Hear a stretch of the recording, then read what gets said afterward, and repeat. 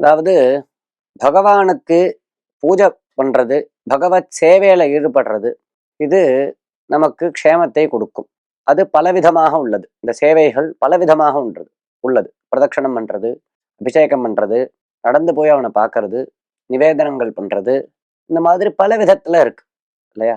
இதுல அங்க பிரதட்சணம் பண்றது, அடிப்பிரதட்சணம் பண்றது. இப்ப நாம் அவரை பிரார்த்தனை செய்து கொள்கிறோம். எனக்கு நல்ல வீடு கிடைக்கணும், நல்ல கல்யாணம் ஆகணும், நல்ல குழந்தை பிறக்கணும், இந்த மாதிரிலாம் பிரார்த்தனை பண்றோம்.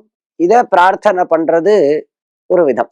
இது நடந்தால் நான் உனக்கு இதை செய்கிறேன், இவ்வாறு பிரார்த்தனை செய்து கொள்வது. இது தவறு என்று நாம் சொல்ல முடியாது.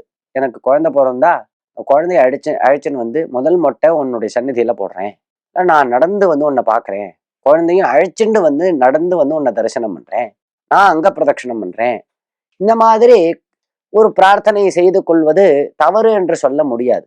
ஆனால் இந்த பிரார்த்தனையை நாம் செய்து கொள்ளும் பொழுது பகவானுடைய நினைவாகவும் பகவான் கிட்ட இருக்கக்கூடிய பக்தியில் எந்த குறைபாடும் இல்லாமலும் அந்த பிரார்த்தனையை நாம் செய்து கொள்ள வேண்டும்.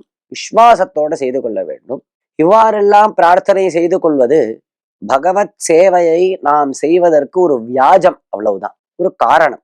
அங்க பிரதட்சணம் குழந்தை பிறந்தாதான் பண்ணணும்னு இல்லை. இருந்தாலும் குழந்தை பிறந்தா நான் கட்டாயம் பண்றேன்.